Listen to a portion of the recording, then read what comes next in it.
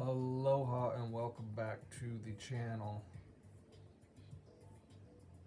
Trump and the alliance have built a parallel economy so that when the old one finishes collapsing, we have something to collapse into that's gonna just let us continue to move forward and propel forward. So the tariffs replaced or will replace taxes. That's the whole purpose of it. If we can fund the government through tariffs, then we don't need to fund the government through the Fed, through the fiat money system. And what is the IRS? The IRS is just the collection arm of the Fed, the banking cartel.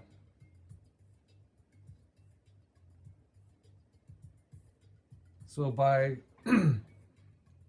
building this parallel economy through tariffs, we don't need the Fed or the IRS. And the IRS is gone as far as looking the way that it used to look. Like the agents themselves, the IRS agents that were in that system are getting audited. And come to find out, most of them didn't even pay taxes. Okay, so the whole system was so corrupt, it was only being used against us, or the people. Everything about it was lies. Everything about it was a Ponzi scheme.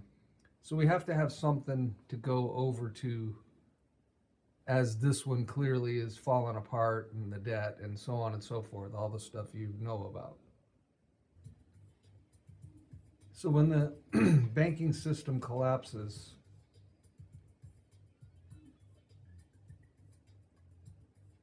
the Fed, the banking system collapses, the fiat dollar is going to collapse with it. So we're going to need a rebirth of the dollar. The dollar is going to need to be rebirthed. So that means we're going to have an asset-backed dollar again.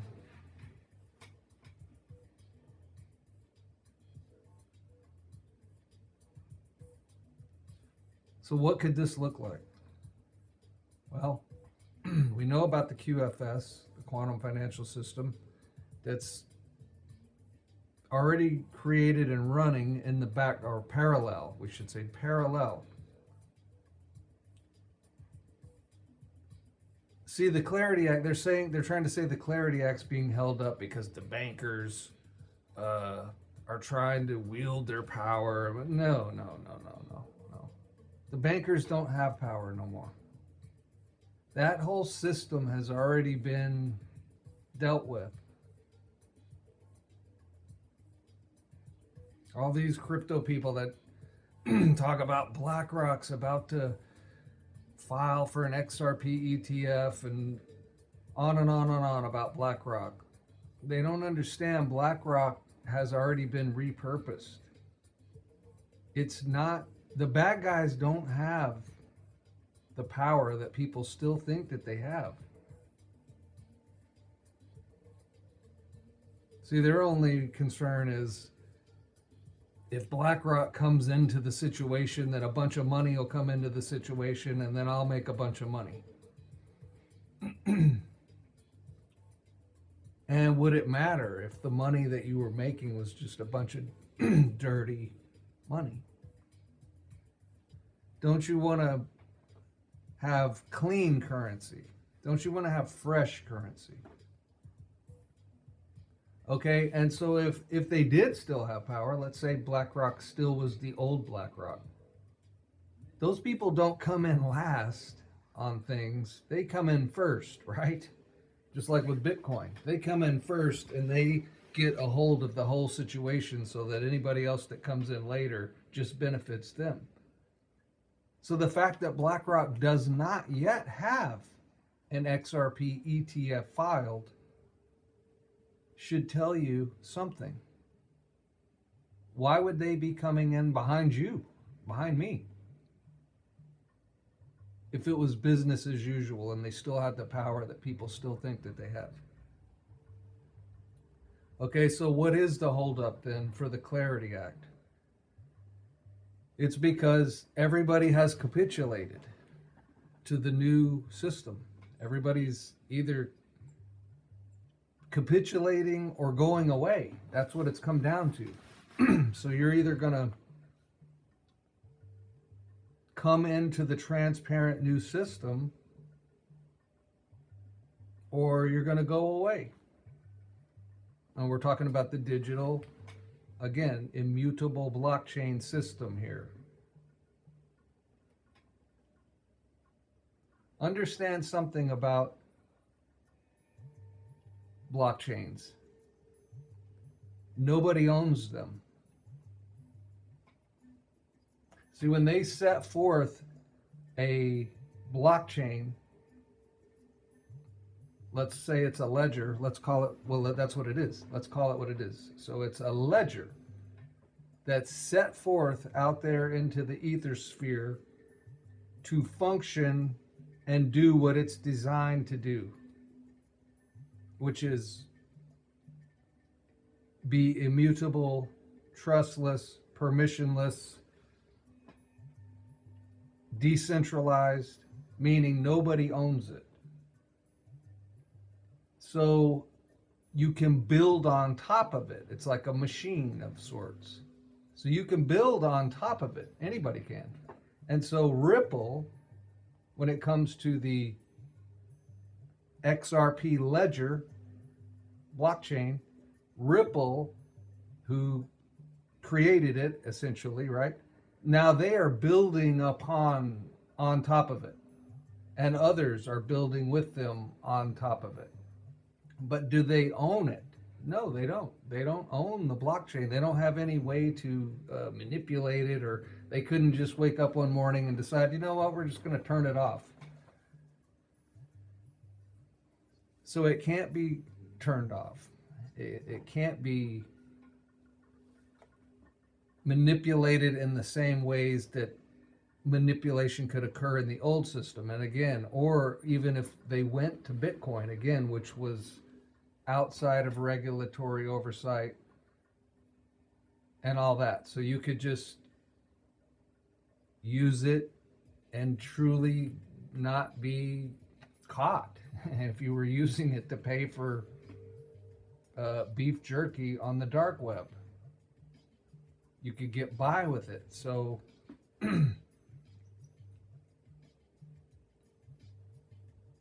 this is a parallel system that's been built. It's running and functioning, but it's not official yet.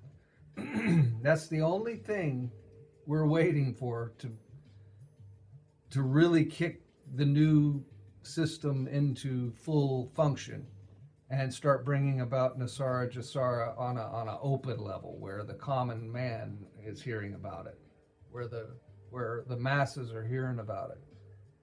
So let's get back to the dollar rebirth. So the dollar is going to have to be rebirthed because we're not going to be using the Fed fiat dollar any longer. So we're going to have the new digital dollar. Okay, the digital dollar is what? Well, a stable coin.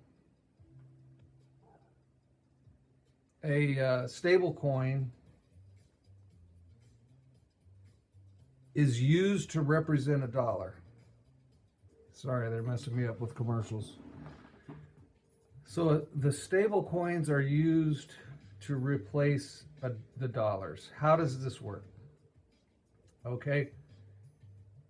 Anybody, any institution or bank can mint a stable coin, which is a dollar. Okay, in our country, when you mint and create a stable coin dollar, you're probably going to pick one that's already existing. And you're going to need one that runs on the new system. This is the thing. It's got to work in this parallel system. Okay? So RLUSD is a stable coin, a dollar. It has been minted and put onto the XRP ledger, and it's backed. So when the stable dollar is created or a stable coin is created, they go in and they verify, okay, these people have the assets that back this digital dollar. That digital dollar then runs on and through these blockchain networks as exchange of value in the amount of a dollar.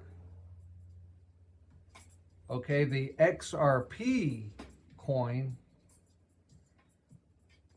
is the digital asset that represents this blockchain or this machine that all of this stuff is being built on top of. So the new financial system is being built on top of these blockchains or these ledgers. So the value of that, let's call it a company, okay? This company or multiples of companies being built on these ledgers and are being used. See, that's what it comes down to, what's being used, what's going to be used, or what is being used. And right now it's a parallel system in the background, so nobody really knows what's being used yet. But when this goes mainstream and we know what's being used, then value is going to pile into that company or into that conglomerate of companies that are building the new system on top of these ledgers. So the coin, XRP in this case, represents the value of that ledger and everything that's built on top of it. So if we're correct, an XRP ledger is the tier 1 base level blockchain that's upholding the rest of the blockchains that are being built, the rest of the networks that are being built. A lot of value is going to be created. And what's going to hold that value? The XRP coin that represents that ledger will be where that value is reflected. Okay, so all the digital dollars or the new dollar is just going to be like a liquidity token, something that you could use. You could trade your XRP tokens in a transactional way, but again, everything's based in dollars denomination, right? So it's a little bit, and plus you're selling the underlying asset of this whole network itself. If you were to spend an XRP or something, and then it's not based in a dollar, right? So in other words, to simplify everything, they're simply going to say, look, digital dollars are the things that you spend at the store, or digital dollars are what you pay with when you're at the counter to pay for goods in the quantum financial system. And so you won't be paying for your gas in XRP per se. All you'll do is you'll sell an XRP and get so many digital dollars, or just dollars. You'll get the cash value of the coin, underlying coin, and then you will pay in dollar denomination like the whole world is used to, right? So I'm not sure I covered the Clarity Act in the stall exactly clearly, but it's nothing is holding our team back now. We're at the point now where nothing's truly holding us back. Anything out there that appears to be holding us back is part of the white hat side of the psyop to wake people up. A good quick example would just be the Super Bowl. The funny bunny right after the Super Bowl looked terrified. He looked like he knew he was about to be arrested or something bad was about to happen to him right after this great, wonderful halftime show, right? Like, that don't make sense, does it? Why would he have that look, and why would he have that fear written all over him? Because they knew that they had to go through with the performance. Not only because we're making them. They're white-mailed. They have to. And what happens now? Oh, well, what happens now is everybody gets even more awakened to how captured it all was. Now they're getting sued for live pornography. The NFL's getting sued. CBS is getting sued. The whole thing. So it's just, again, to wake everybody up to how bad it all was becoming and how captured it was all going to be. Right? But everybody's awake enough now to realize, wait a minute, something about this whole NFL thing is whack. Probably you didn't watch it. You don't care about it. I don't care about it. I don't watch it. I know it's all a captured operation. The games have been rigged or decided like everything else, right? In advance for years. And it was all just about money and betting and dark betting behind the scenes. Again, probably paid with Bitcoin and stuff like this. So it's always used, nefariously. The everything that's hidden, right? It was always about nefarious activities. And if you've done any amount of research on stuff, you also know that the Super Bowl day is the biggest human trafficking day. So while everybody's watching the rigged football game and drinking beer and eating popcorn, behind the scenes, it's the biggest trafficking day. And so that's their way of sort of celebrating that fact that everybody's supposed to be unaware of. And then in the middle of the game, the rigged game, they're going to do their cult ritualistic crap and put that into the minds of everybody and put that into the collective consciousness. And then let's sit back in the background and be like, well, we told them, we showed them all, it was right in their faces, right? And you're supposed to still be this NPC idiot that can't see any of it, can't decode any of it, don't understand any of it, so on and so forth. So those days are over. Those days are over. And this last game should be your proof of that.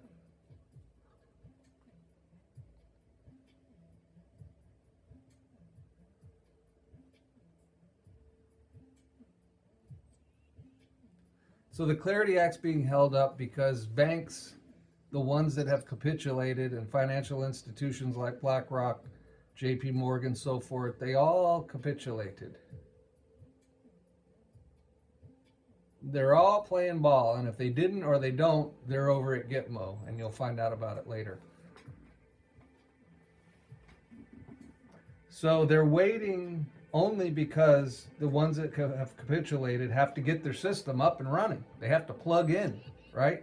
And they weren't ready to plug in. They've been fighting it. They've been not wanting it. They know that it's the end of their game.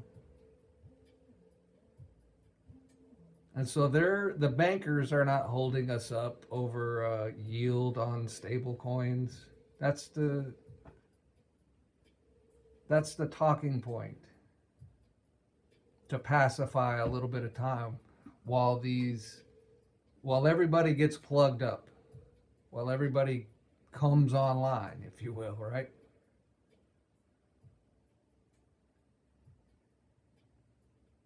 And it's all being built on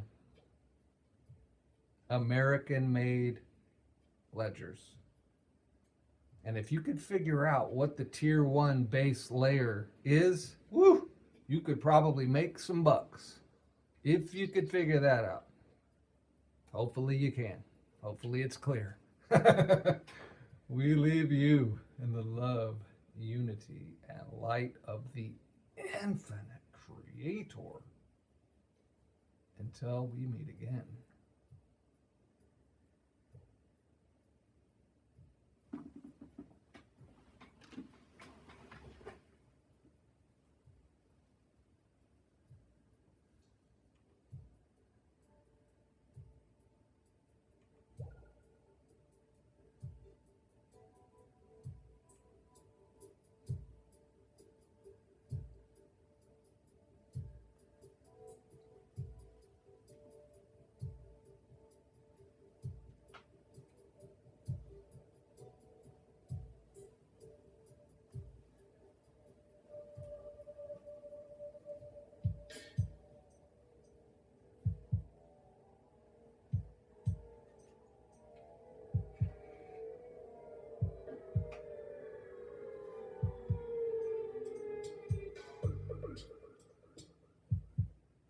Go to on Instagram outside of like basketball and